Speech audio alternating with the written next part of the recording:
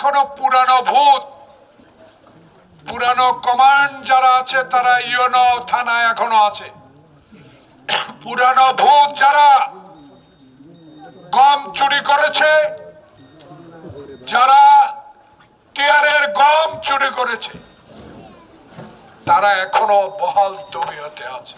এখন আল্লাহর রহমত হয়েছে, হাসিনা নাই, আপনারা আছেন। কি আল্লাহর রহমত! হাসিনা এখন হিন্দুস্তানে একটা এয়ারফোর্স বেজের মধ্যে আটকা। আর বাংলাদেশের মানুষ, হাসিনা দেখে যাও, পানিবন্দী হলো মানুষ বিএনপির কথা শোনার জন্য এক হাঁটু পানির মধ্যে দাঁড়িয়ে আছে। আমি আপনাদেরকে লক্ষ টাকা দিতে পারবো না, কিন্তু দেখা করার আল্লাহ পাক তৌফিক দিয়েছে, এটাতে আপনারা খুশি নিচ্ছেন।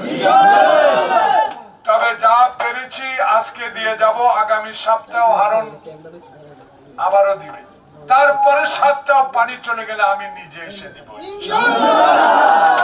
তবে একটা কথা বলে যাই, আল্লাহ বলেছে ধৈর্যই পরম ধর্ম। 16 বছর ধৈর্য ধরেছেন।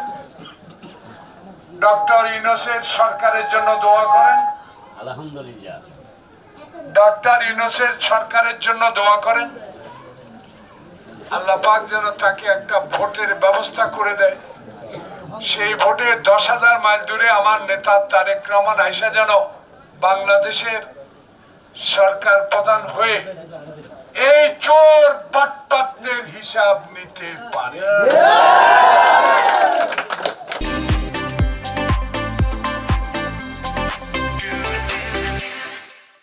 এই মুহূর্তে সরকারও আপনাদেরকে পুরো দমে সহযোগিতা করার শক্তি থাকলেও পারছে না। 5 তারিখে ক্ষমতা ছেড়ে পালিয়ে যাবার পর বাংলাদেশের এই করুণ অবস্থা কেন, এই বিষয়গুলো মানুষ বলা শুরু করেছে। হাসিনা পদত্যাগ করার পর পার্শ্ববর্তী যে দেশে এখন আশ্রয় নিয়েছে, সেই দেশের 7 সিস্টার, 7 বোনের একটা বাঁধ খুলে দিয়েছে। সেই বাঁধের পানি এখন ফেনী, নোয়াখালী, লক্ষ্মীপুরে সবচেয়ে বেশি ক্ষতিগ্রস্ত হয়েছে। কারো উপর দোষারোপ করা এখন এই মুহূর্তে আমি সমাজীন মনে করি না। 2-1 চেহারা আমি একটু আগেও দেখেছি। সময় আসলে রাজনৈতিক যখন কর্মকাণ্ড শুরু হবে তখন এর জবাব আমি দেব। শুধু এখন শুধু বলে যেতে চাই, অন্যায় বহুত করেছেন। এখন টিওনো অফিস থেকে যা গরিবের ধন আসবে, দয়া করে 16 বছর চুরি করেছেন, এখন আর করেন।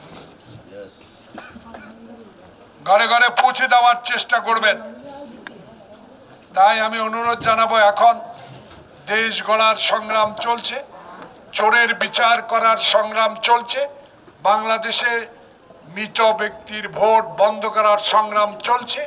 বাংলাদেশে হাজিরহাটে প্রাইমারি স্কুলে বা কেন্দ্র না থাকলেও আছে না, এখানে কেন্দ্রে যারা এক ভোটও দিতে পারেন নাই, আগামীতে ডক্টর ইউনূস সাহেব, আপনাদের রশি লাগবে না, পুলিশ লাগবে না, আনসার লাগবে না, বাড়ি থেকে যে কোনো মুহূর্তে এসে একটা ভোট দিয়ে যেতে পারবেন, সেই ব্যবস্থা করবে ডক্টর ইউনূস। বুকে সাহস থাকলে ইন্ডিয়া থেকে আসেন না একটু। কোথায় বুড়া মোর্শেদ সাহেব? আপনার অত্যাচারে আমি 16 বছরে কোনোদিন বাড়িতে থাকতে পারিনি। 2018 সালে আপনার পুলিশ আমার গ্রামের বাড়িতে ঢুকে কয়, তুই এখন ঢাকা যাবি না, তোর মাথায় গুলি করব। এই কথাগুলো এখন মনে আছে, মনে করিয়ে দিই, কিন্তু ভুলে যাব না। যারা এখনো সাহস নিয়ে আছেন, টাকা পয়সাগুলা গরিবের দিয়ে দেন, নয় একটাও থাকবে না, আইনের আওতায় যেতে হবে।